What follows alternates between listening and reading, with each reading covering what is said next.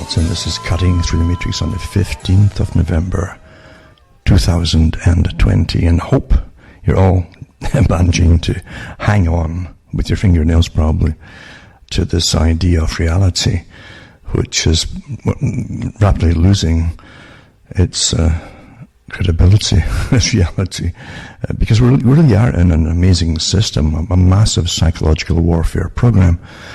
And unfortunately, most of the public are unaware of it. They can't imagine anything being worldwide on the scale that it is, and almost overwhelmingly all mainstream news is really, well, you don't have to even look into mainstream news anymore, and it's been like that for many years, mind you.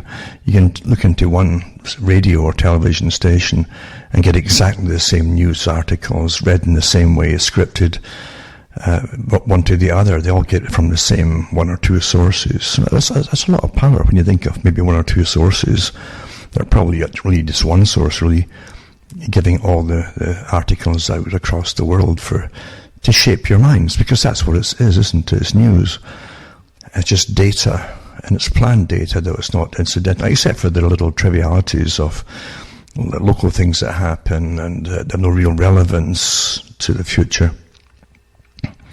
But the big things are all planned that way. You truly are living in a psychological operation like never before.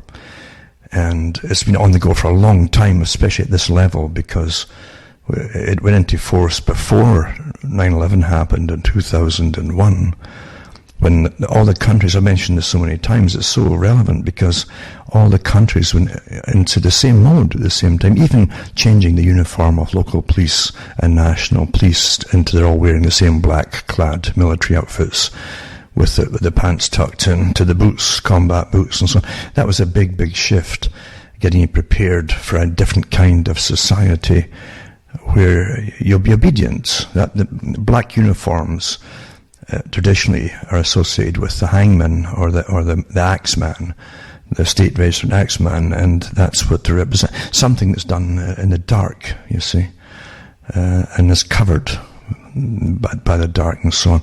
So really, it's nefarious, in other words, it's ominous, and it's meant to be. It strikes fear into people. It's much easier to go up to a cop when he's got kind of a white or a light blue shirt on, and he doesn't have the combat gear on. It looks a bit more human and is more approachable by the public, which they're supposed to be, because they're supposed to be there to represent the public and be approachable for that reason. But you can't just walk up to someone who dresses like someone who's just going into a raid by the SAS. It's rather, as I say, it puts people off from approaching them. It's not a friendly type of attitude to have, an appearance to have. So it's all intentional, that's what I'm saying. And that was happening in the late 90s, getting everybody prepared for the 9/11 coming along down the pike, including omnibus crime bills that Canada passed and other countries passed too, that literally were really arrests without trial, long-term detention, etc., which are really anti-terrorist bills. So they knew what they were going to do before 9/11 came along, as far as I'm concerned anyway. And they even put displays on in the newspapers at the time of getting used to these new kinds of policemen. And they had a few initially from the main cities in Canada, where they'd show you maybe 5 or 6 or 7 or maybe 8 maximum, always grinning police, almost like models. It could be actually models that they use for it, dressed in combat gear. And initially they had them dressed in army green type combat fatigues, and then we said, well, what's this for? Well, it's for if you need to get them into the city SWAT teams. Well, they already had SWAT teams, and they weren't dressed for combat. And why wear green combat in the city? Huh? It's not even urban combat, the camouflage. But so they changed their mind on that one. But they had these they said, they were called out last night and gave these photo ops, all staged photo ops. These guys really posed, just like models, to get used to it. So there's a happy guys dressed in military fatigues. And eventually they just decided on the black outfits, because they knew they wanted to bring in a more authoritarian society. And the people would become the enemy, obviously. That's what you get in authoritarian societies. And therefore they get this, then they even had articles then, even in the little towns around Ontario at least. And I actually saw the guys, like 4 people walking up the streets, and I thought, these are like the models in the newspapers of the last few months, only they're wearing the black outfits now, but they're still smiling, you see, and looked friendly and smiled at passers-by. So it was a PR, and sure enough, they admitted it was a PR stunt in the local newspapers to get you used to the new fashion, you know, where grim was in, as far as I'm concerned. And that's how they put it across to the people. And now literally it's kind of like RoboCop, the movies, the way that they're dressed, the black, and why would they have their pants tucked into their boots? That's combat, that's not police, that's not peace, that's literally combat officers. And we take these things for granted because people adapt very quickly if they're not told to worry or think about something by the big media. Brzezinski was quite right. They did all their tests way before he wrote his book in the 1970s. And he said that the media the people will expect the media to do the reasoning for them. And that's exactly what happened even when he wrote his book. Before, obviously, it was all tested, understood that with surveys and so on. The people would not get worried about anything unless the media told them to. Now, if the media, and especially their anchor people, the newscasters that were there for years, suddenly came out and told them that you should be very, very worried about, then they would be. But otherwise, they wouldn't be. That's what I noticed at the time. I thought, my goodness, it's gone this far that people literally wait to be told when to worry. And then you got a lot of fake things coming out too as they tested it out. Even before the internet was widespread for the public, that is, and did all these surveys they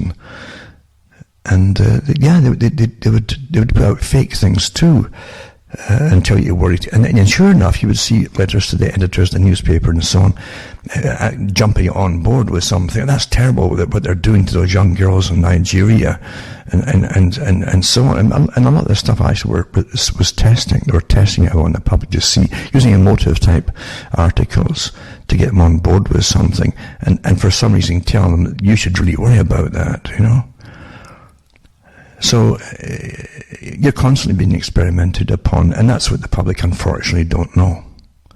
They think that government is this fiction where you just vote somebody in and other people come in who are voted in to serve in cabinets.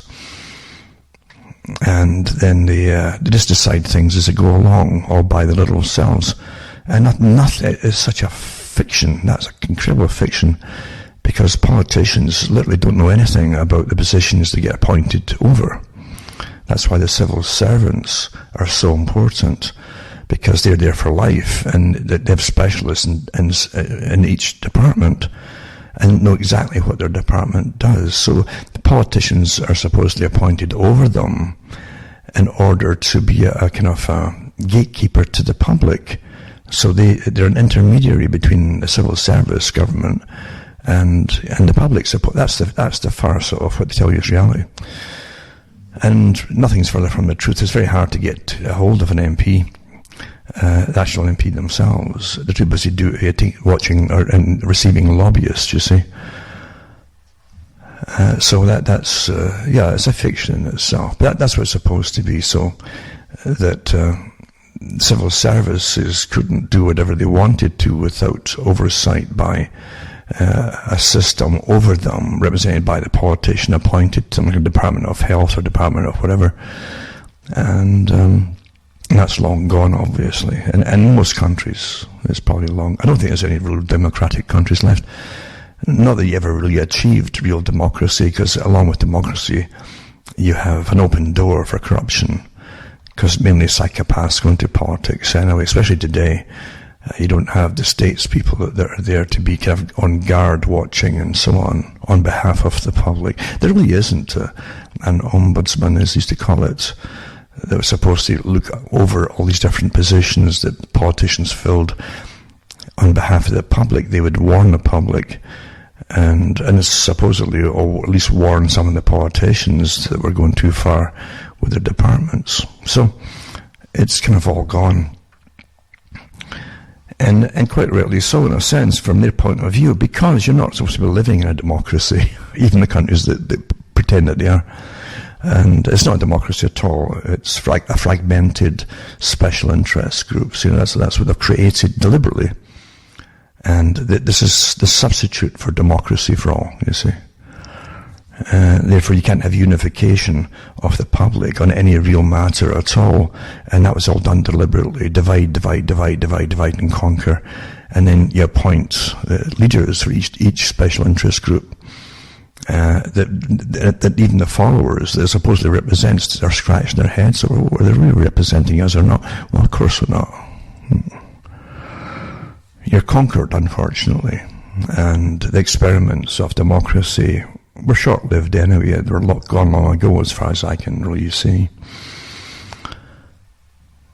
And I really do think that the agencies that work behind the scenes, the ones that as an example, there are many of them, but as an example, the histories put out by Carol Quigley certainly gave you a good inkling into the ambitions of the private institutions which really governed the British Empire. And it wasn't just the British Empire, it was the American Empire as well. They handed the baton over to America to take over as Britain was financially exhausted with all the debt that wars incur.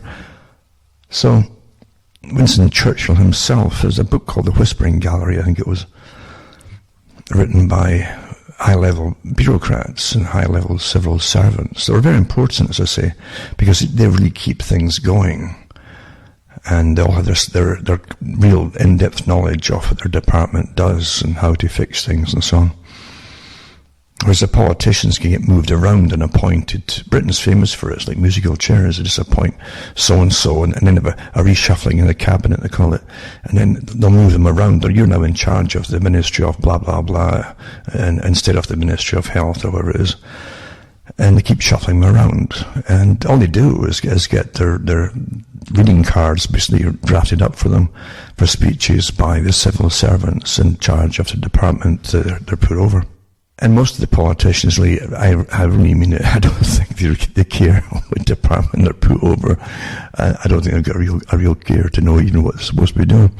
Because it's all scheduled, it's all written for them. It's just like public relations exercises and photo ops for politicians, when they put in well in advance, requisitions to visit this town or whatever, and give a little talk or do some ceremony of opening. We used to open bridges and things. We don't have that anymore because we're all going broke. But they would have these things, or even opening malls and big stores. That's all kind of gone too. There's only a few select big stores allowed to operate now in this democracy, of course, that we're all living in. But everything's written for them, as I say, even the speeches at those opening ceremonies, and they must, and they're guided by a whole coterie of security experts and so on, and camera and public relations experts who travel with them, just like the military. The military is anything to do with big governmental institutions has its own propaganda department, big for themselves. I'm not talking about just for using against the public, which they certainly do. But they have ones for all under military intelligence, but really as part of propaganda, PR, I should say, for the public relations, which is just a newer term for propaganda. And have their film teams and script writers and things like that. And they've had them for an awful long time. I think General MacArthur, he's always known for different quotes. We quote him all the time for "I shall return" and things like that, And he looks very resolute there with his pipe, and he's going to return. And apparently they did a few takes of that, him on the landing craft coming off, or going on, or one of the two zero coming on or coming off the landing craft. They brought it back in and out a few times to get the perfect shot for the statement and all that. And so everything is really pretty well rigged, when it comes to what's dished out to the public. And the reasons are almost clandestine reasons. It's all clandestine work, isn't it? You're not supposed to really know the truth on anything, because you might object. Just like Roger Bacon. Not Roger, but Francis Bacon. Francis Bacon, but Roger's another character too, mind you. But Francis Bacon,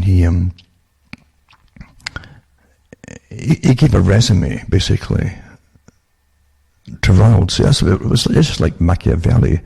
Machiavelli's book is basically a resume of how clever he was for conning populations and lying to populations. I mean, he was a one-man band, Machiavelli. He didn't invent the techniques of deception and control and manipulation as an art, and obviously a very secretive art. It wasn't taught to everybody, but it was taught to courtiers and advisors to royalty across the world. And so that also tells you there's archives of the knowledge. You don't destroy knowledge that works to do with power and accumulation and the wielding of power. It's never destroyed. And in fact, in ancient times, sometimes you'll find that countries like Rome, as I said before, would send the young off to be educated, just like they do today.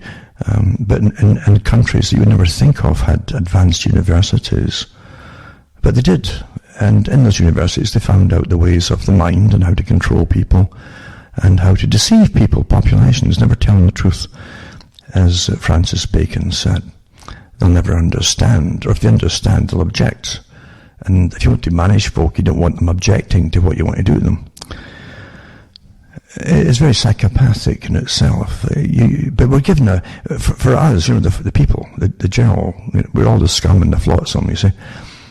We're not supposed to know the truth, and we're supposed to be quite content with the fairy stories of how wonderful it is. And the old movies, old black and white movies, where they give you Lincoln, they'll elevate Lincoln to a god, and those old movies. And I can't remember the one. They used to show all these old movies in Britain until you see from childhood until your hair was going grey, because they kept using the same old movies, because I don't think they paid any royalties on all these old movies in Britain at the weekends, and the BBC and STV. And there's one main one where you see Lincoln is going to get back on the train for the campaign, you see. And a little boy comes up to him and says, can anybody be president, Mr. Lincoln? And, oh yes, my son, you could be president if you wanted to be, And that's the message to everybody that's got gullible stamped on their foreheads. And you're supposed to believe it, you see, the things just happen like that. Just like you're supposed to believe everything else you're given in reality. You're given all the output, basically, of the star-making machinery for actors, actresses, musicians, and bands, and all the fiction that goes along with the stories that are made up for them. And you believe it, And you're meant to believe it, and you've no reason not to believe it, because you've been trained to be incredibly naive from childhood. And that's how you're run, until eventually you have Madonna coming out and telling you what you should think about politics in the country, And she should do other things with her hands on stage, apart from just reading scripts and things to the public. But this is what they give you, and they're star-making machines. That's what they are. There's nothing about their past life you can believe. It's all made up. As standard, as show business. Show business. It's a show, and the public don't realize that at all. You don't realize when you're maybe even 12 years old. Hopefully, you've grown up before you're 20, but a lot of folk don't. They still think right through that the groups and the bands and the singers that were put out there for them to follow were real and genuine, and really did all their own stuff, and always, and knew what they were doing, and the little bits where they would give you the group or the band, and they give you names of the guys or gals, whatever, and they'd make up histories for them and their affairs that they were having and heartbreak and all that rubbish. It's all fiction. And that's part of this. So they're not really selling you the music.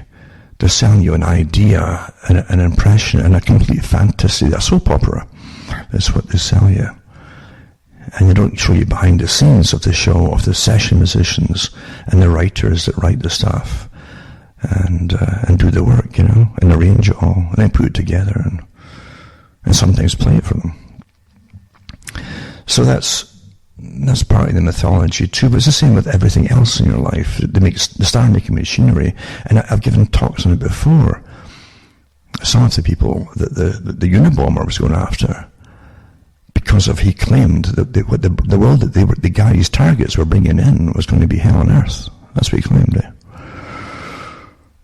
And a good German documentary was put out about that, in fact, and exposed a lot of the reasons that he claimed that he was doing what he was doing.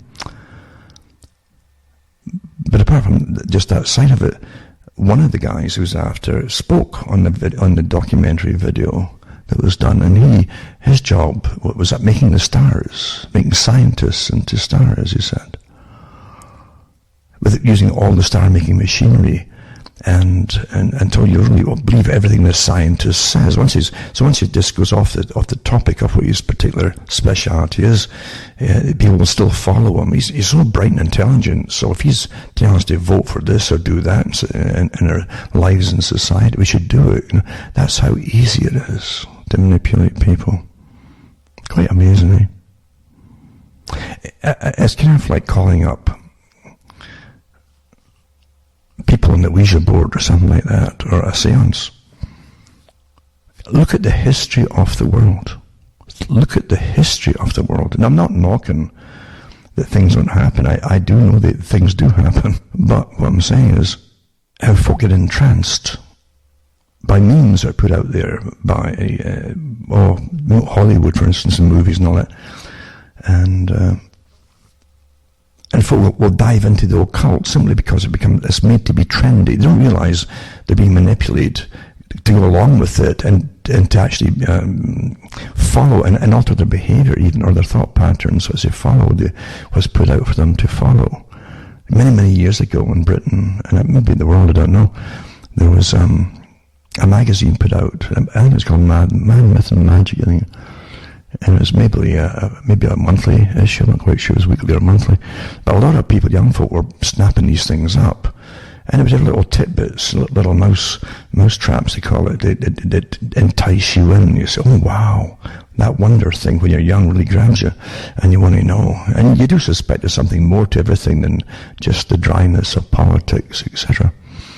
It's a pity they drum that out of you too. But anyway, the Man with Magic, and I think they even sold books through it too. And you can basically, they could get big folders and put all magazines in until you had a whole compendium of the volumes, as they called it. And that really was a big changing point, getting ready for many years later to bring in the idea through entertainment of Wiccanism, as an example. You always get prepared before something comes out. You don't realize that, but you're the generation that picked for this, that, or whatever it happens to be. And at that time, they'd already planned to sow the seeds that people wouldn't realize the thoughts that they were getting weren't really theirs. They knew how you would follow things, and it programs you. You do get programmed, But the Man with Magic was a big one for pushing on. And then, of course, years later, they bring on all different things on TV for teenagers and folk in their 20s. And maybe in the 30s, on the occult, lots of programs on it, and they just dive right in. They're being programmed in advance, you see. You don't know that, but that's how it's done. Big committees in countries. I've seen some committees in Britain. I've seen the ones used to decide for the BBC many years ago, really who the hits were going to be in music. And it's nothing that you'd imagine. You couldn't imagine it. The kind of panel you would see. It wasn't the disc jockeys that you would see. They're all paid well for pushing whatever. And they know how to. They smell the wind of what's to get pushed. They're given little notes on who's to get pushed, and they're rewarded well for doing it. Because it's entertainment, right? It's just entertainment. But you look into the panels that chose it, and these folk came in, and there were maybe about 25 of them, and the big table, the whole thing, and you wouldn't recognize pretty well any of them. And they had the wealthy gear on, the clothing, and tweed suits, men and women, and and wealthy, and they're old. That was the thing too, older, much older than the teenagers that when they buy all the stuff that they want to promote. And they would sit there and decide with nods and winks and little guffaws, as they say. You don't just laugh, you have a kind of a bit of a guffaw occasionally when they're pushing something a bit silly. And they would decide who would be top of this and that and the other, And even when that was exposed, eventually they kind of clammed up and tried to hide it even better because they don't like the public getting a peek behind the curtain or under the cover of the attainment. And that's what, even the word itself is interesting, but you enter, behind a curtain in a sense, like almost like a tent type thing, attain. And they want you in and to be mystified, but never to figure out what's going on. Because it affects your lives. And so much of your behavior is predictive programming. That's what it is. You watch it enacted, whatever it happens to be, on a social level, through dramas especially. And they said, I remember many years ago, the Bernays types, these big associations of marketers and public relations outfits. And don't forget that in Bernays' time, he called it propaganda. He had no problem calling it propaganda. And eventually they changed to public relations when the propaganda got a bad name for being bad, Now it's a good name for being bad, or a bad name for being good. I don't know which it would switch. But anyway, it's quite fascinating to see how it all works together, programming you for all the different phases in your life. You don't know that, do you? You really don't know how much program you've had through fiction, especially when you enjoy the fiction, especially if it's a series type thing, like the series for television, where you have more time to get to know the characters as they develop the characters, and they have departments within the writers that are doing it, different script writers, but they also do character development as time goes on, and then they find out through in this day and age, through the internet and likes and dislikes and all the rest of it, and suggestions, they get an idea of what's working, what isn't, very quickly. They can add to the character until you start to like the character. Whoever was lacking is now gone, and they're a fulfilled character, and you identify with them.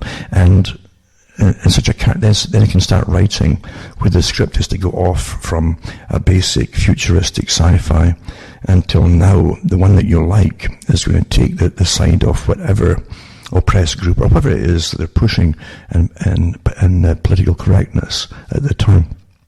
And that's how you get your mind changed, because you like the characters, you identify with them. And that's what you're meant to do. You're meant to identify with the characters. And as they change the strata of society, and because there's different levels of society in all age groups too, there's different levels of being as they keep altering what were called all kinds of norms. And so they start changing that too in the series, and you'll follow along with it too. If your main character be male or female, you'll start to identify with the changes, and and so you'll start even parroting little terms that come from the shows. This is not just a happenstance, occasional thing. This is almost through everything now, and you have no idea how much your tax money goes into entertaining you, so you get programmed. You have no idea at all, especially through TV series, but also through big movies too. Why do you think every country has a department of culture? If you are the culture, why do you think you've got a department of culture? And they all sprung up really around during World War II, and then after the big handouts by the Department of Culture to all to novelists, to children's book writers, to screenwriters, and so on. You're programmed. There's big money because you're not living. Your life is already decided how it's going to be. But when you're born, you don't know that. I used to, at one time, not for long, but I used to wonder what Stalin was on about in some of his writings. and also the people behind Stalin, the mass psychopaths, they're all psychopaths, these characters, And you had Beria, who was in charge of, at one time, of the NKVD, a ruthless murderer, they all were. But Beria used to host the meetings of the Comintern, the international communist parties. They would send their delegations for their different youth brigades that would get sent off for training in Moscow from all the countries. Canada was rather famous for sending off rather famous people to that. But Beria, long ago, back in the 30s, gave that famous talk, which stuck in my head when I read it, and he talked about how it used to take a generation. Now, he meant a real generation, like 70 years perhaps, 70 to program changes that would affect society, the culture in society, and have people adapt and adopt to the changes, adopt the change and adapt to them. And he said with techniques now, this is before you had the term toolkits for teachers and all this kind of stuff. He said with the techniques we have now, we can change and program, basically some of the programming changes in people, the youth, the youngsters, from a very early age, for major things that would happen in their lives. He didn't specify exactly what those changes would be, but if they want changes to be in their lives, they could say 15 years time, they could get a new intake of students at the age of 5 and then program them so when that event happened 15 years down the road, they'd accept it quite naturally without thinking much about it. And that's what he said. He says we can literally alter the changes every 3 to 5 years, I think it was, or 45 years. And a whole string of changes that person was going to experience in their life right through to the age of 50, 60, and they would never fight back because they would think it was quite natural. It was already programmed into them. They were big in psychology, the communists, and behaviorism.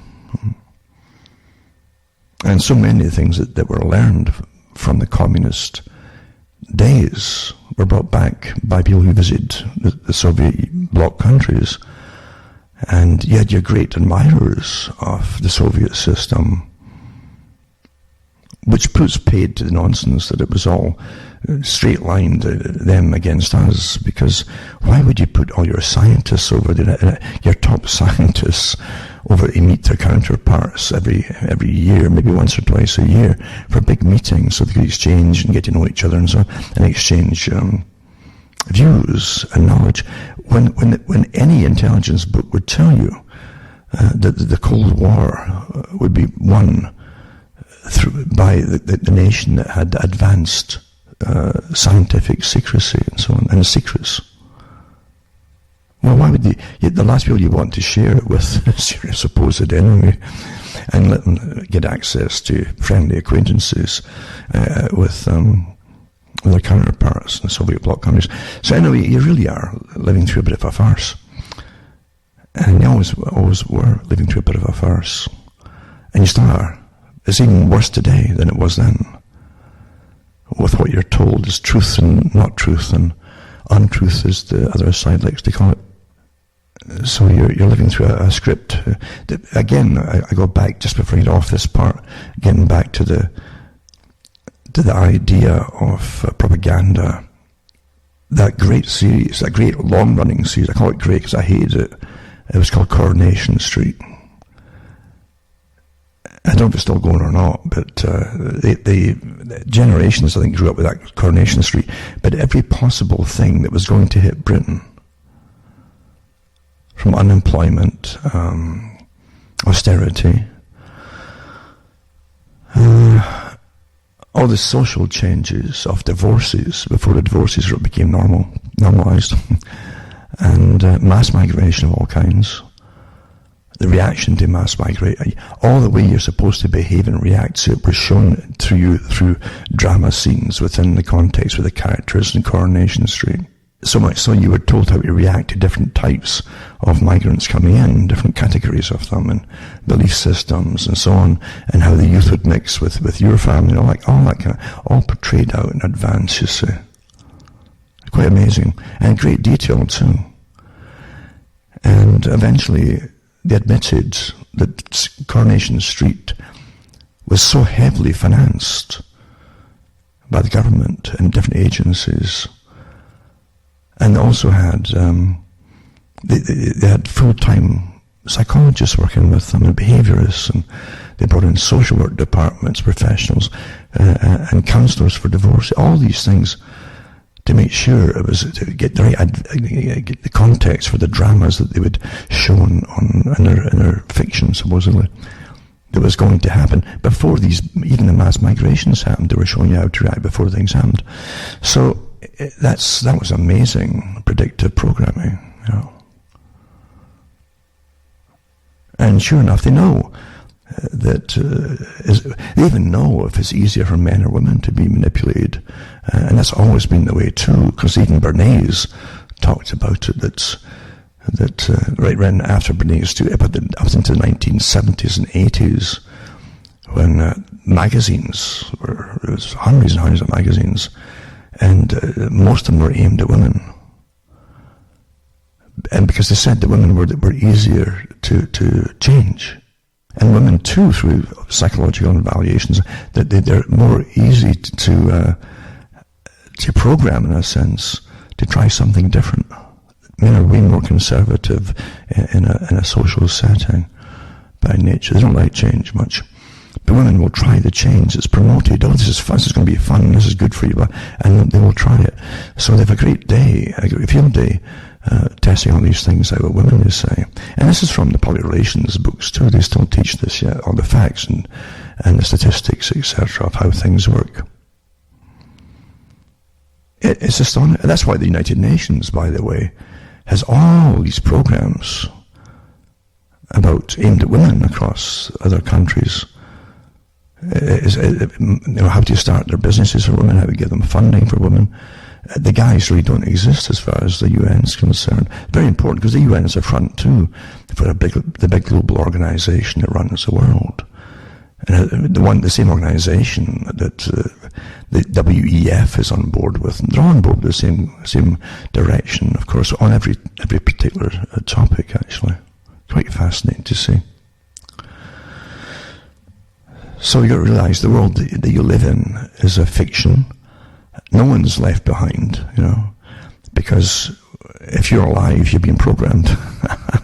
You've all had and you're still getting programmed too. I used to have, I mentioned it before too, a bishop, I don't know if it's a bishop or an archbishop in England in the 1940s. I remember just leafing through a book they put out there. And he was called the Red Bishop because he was communistic, you know. But he talked about this term of that shortly people would have lifelong training. And he called it lifelong education. And everything's written in double speak in a sense, or different levels of meaning. That's how things are generally put out by people who are in the know, talking to their own group, you see, their own level or class, if you like. But he said that you would literally have lifelong learning, and of course you would just pick this up and read it. Oh, I guess he's talking about why would you do lifelong education? Like he's talking. No, he's talking about literally programming the people, and that's what it's been advocated with the United Nations since its inception. This technique of lifelong training, constantly training the people for each phase of change. So they make you feel guilty, or whatever. If you don't jump into the next phase, oh, you're a bad person because of this, that, or you've got biases, or whatever it happens to be. And then once you adapt into it, you see, that might only last 5 years, or maybe 10 at the most. And now you must retrain you to the next phase of the world that you're going to live in, you know.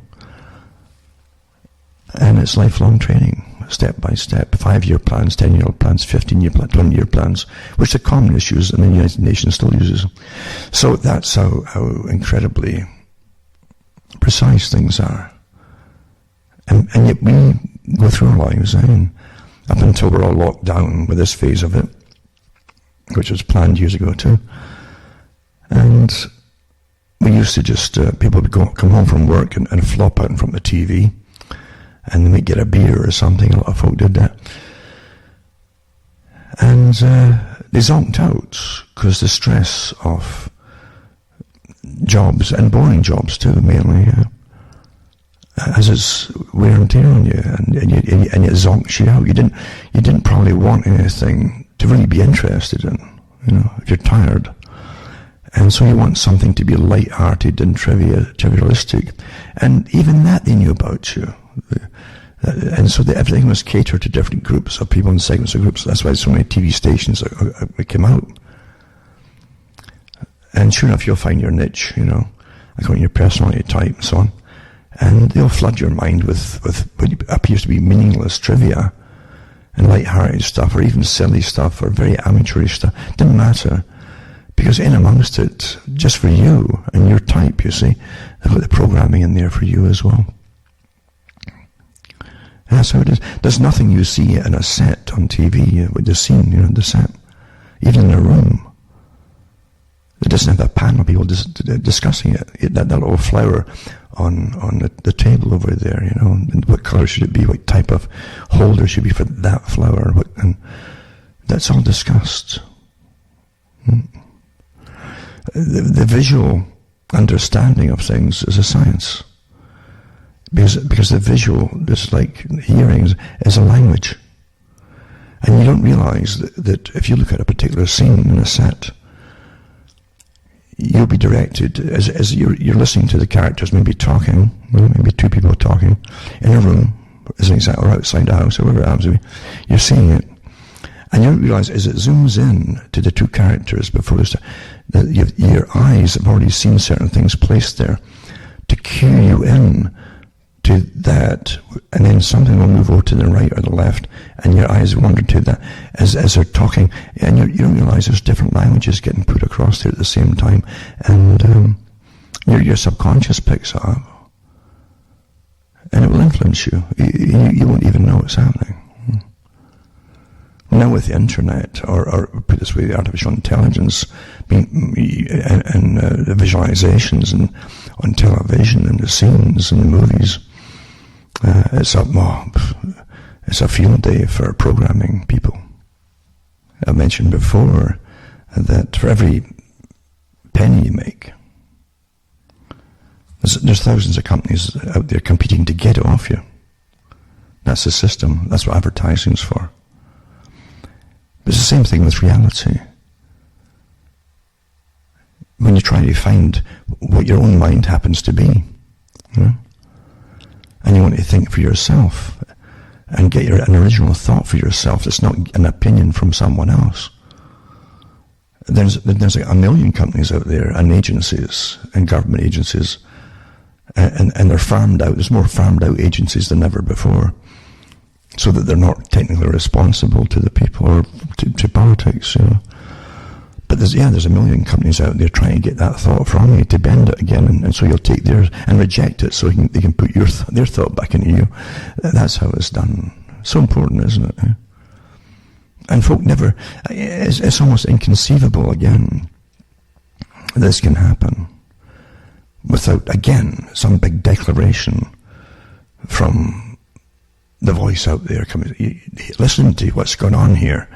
You can't imagine it on such a massive scale. Everything is clandestine. Everything is covert. You're not supposed to know what's going on. Why do you think they have whole departments and levels of departments that classify, reclassify secret documents for governments and all the different agencies and all the agencies that they farm out their responsibilities to? It's not for the public consumption. You pay for all. It's all about you and how to use you, manipulate, and what they want the public to believe. But you can't see it. And you think you're free. And folks will argue with you that they're free. It's astonishing, really, isn't it? Truly astonishing. The right to think for yourself is so important. But most folk can't, especially today, because truly, with the weaponization of mass media and entertainment and the internet, you don't have much of a chance if you're going to use all these different tools to put out there that you're supposed to use that enslave you and open you up to complete surveillance. You know? And they dissect every thought that you have. They don't have to have 100 folk working on you. The algorithms do it all and then put you into pigeonholes. I gave this talk in the late 90s. They try to pigeonhole you. They hate you if they don't fit into a pigeonhole, you know. What's your slot, you know? I don't know. It's quite some. And that's what we're living in. But as I say, history is like that too. All through history, you get bits and pieces of different realities all the time. Again, going back to Machiavelli, the prince, and the writings of Bacon as well, to do with his you know, to royalty, telling him how clever he was, basically deceiving people on behalf of royalty. It's something you got to take into account. What he did and what they did was done right up until the so-called advent of parliamentary systems, where you pretend to elect someone that's going to pretend to represent you and goes off to Parliament. But yeah, it's quite fantastic to understand that kind of thing. And even going back, I mentioned it earlier too. I was thinking about and that little slip with Roger Bacon. Well, Roger Bacon was way before Francis Bacon. Remember, it's about 11th, maybe 12th or 11th, 12th century. Franciscan monk, you know, who had his own laboratory. And you say, what on earth is? It's a sort of Cadville thing. Cadville, remember that series? Is that what it is? He's making potions to help the sick. No, he was working with gunpowder, you know, to create this thing called the cannon. So, I mean, no one's ever explained how he got permission to do that kind of thing, you know. But, yeah, if you can stuff it in this tube here, and there's all these diagrams and testing, and you got funding, you know, to make the kind of cannon, to do some experimentation, that changed history again. So, yeah, I don't know if it's in the same family lineage, but these characters were quite some characters indeed. Now remember too, cuttingthroughthematrix.com website, list my sites in case any of them go down. Because I mentioned it before, I mentioned it way back too in February and March. This agenda is written in stone, nothing was going to change, it was obvious from the beginning. It's a big agenda for the WEF and the Great Reset, which is a complete sustainability program, Agenda 21. And that's what it is. You see? And I wouldn't even argue that. It's just so obvious. There's just too much there from the horses' mouths themselves.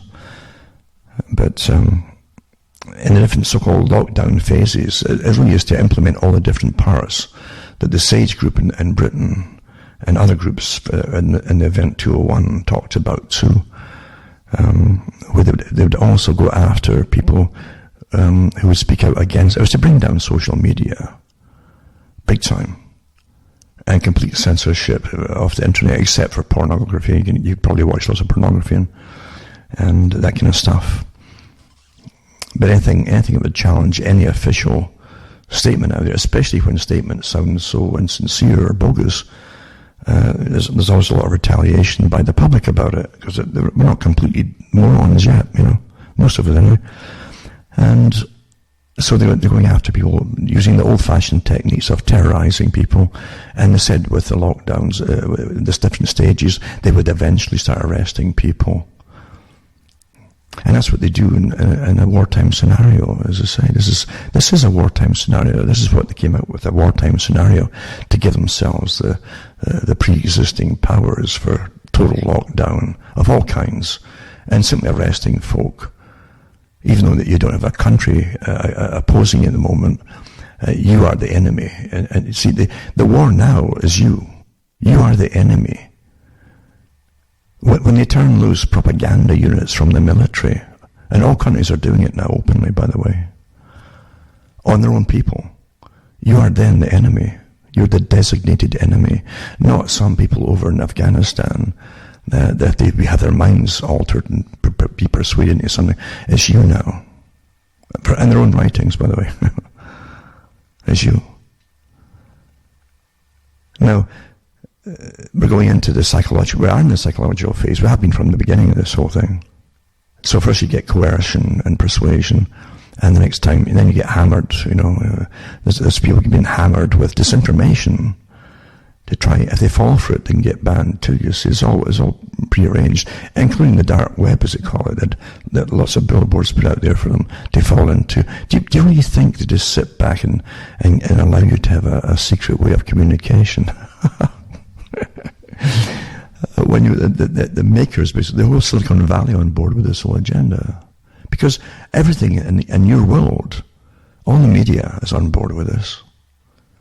All media is completely saturated with CIA and other agencies, all this umbrella group, they're all connected,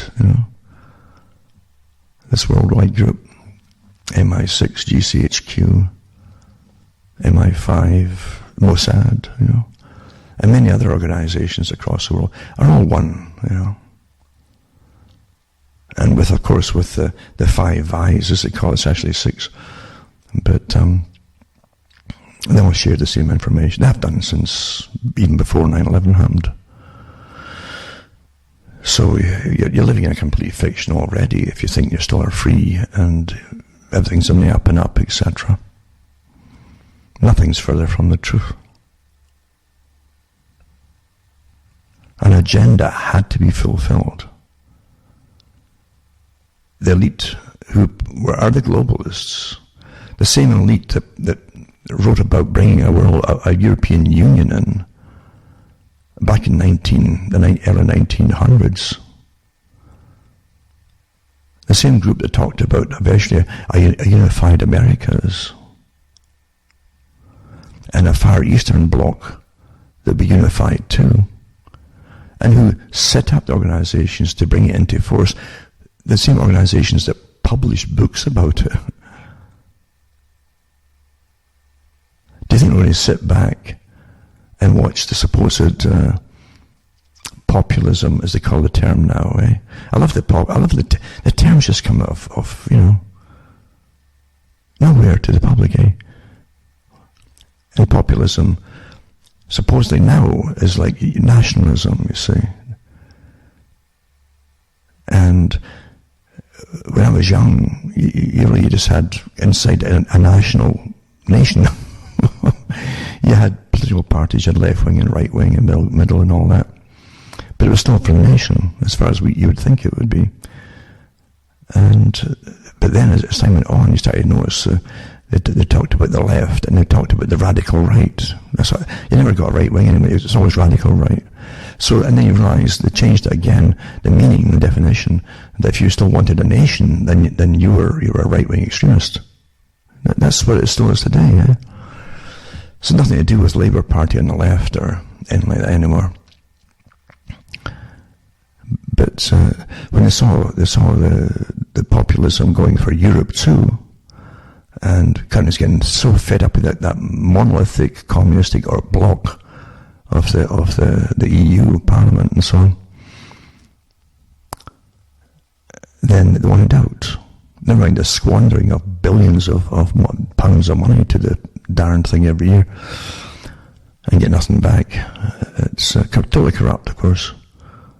But they weren't going to let it happen. This is a dream I've had for so long. By the way, getting back to ClintonFreedomRadios.com, take a list of send me a few bucks my way. PayPal's fine. Cash is fine, by the way. The mail still works awfully well. Don't register anything if you send in by mail. The online mail is the best, and it gets through faster. It does get through faster. If you start paying extra for this, everything gets checked in, and then that's when stuff might go missing. But if you send things ordinary mail, you never have a problem. That's how it works. So you can send cash or you can send checks. And MoneyGram too, I think, still works. Or you can get something from the bank itself. You can write a check out for you if you want to help me tick along here, because our days are becoming numbered. I know that. I knew this a long, long time ago. Before it even came out to start talking about it, I knew pretty well accurately too the lifespan would have of communication via the internet. In fact, the first few years I gave talks on radio shows. I didn't even have a computer, didn't want one. Because it certainly was not personal. I knew its real purpose was. It was to collect all the data on you. But send me a few bucks. You can buy the books and discs if you want to, or just straight donations are really welcome. And because we're going through the dark times now. That's a new dark age in a sense. In fact, it's more appropriate to call it a dark age, I think, really. Because all reality is being closed off, shut out. And you're given this dark, fake reality to stumble around in. And you have no idea of the powers behind it all. None at all. How big it is. This didn't just happen overnight or within the last year. This has been prepared for many, many years. So the same group, as I say, that wanted globalization, the same group that could give the speeches at the World Economic Forum about it all the time. Again, the World Economic Forum is something you don't vote for. It just created itself. And it has all this power. An oligarchical tyranny is what it is. With the richest folk on the planet in it, who've decided long ago that this was theirs, all this is theirs. And you've become a nuisance. I'm not kidding you. And they've got about 100 different ways of convincing you you're bad. And you shouldn't even be alive, You're taking up the resources of their planet. But they've been talking this way since the 1700s. I hope you understand that.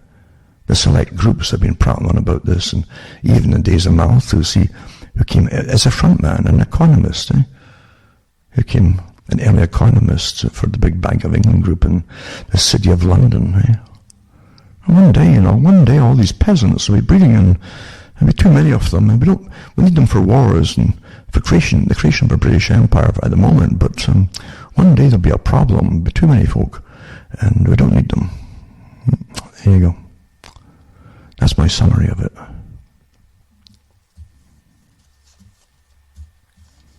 And it's all coming out now, you see. You've had years of indoctrination that you're to blame, because you had to be the target. If you want someone to be suicidal, you just gaslight them for a long time. Until their mind is, you're showing that you give them little glimpses into pathways they should follow. And they'll follow these, but the heights of logic. But you've really set it up, it's all fake. You've set them up to fall. So it's a dead end every little corridor they go down. So eventually, oh yeah, I guess it. I'm no use. I can't do anything. I'm useless. I'm hopeless. So you just, when they say, well, there's always euthanasia. It's legal now, euthanasia. Some countries like Canada. You can take a pill and get rid of that depression.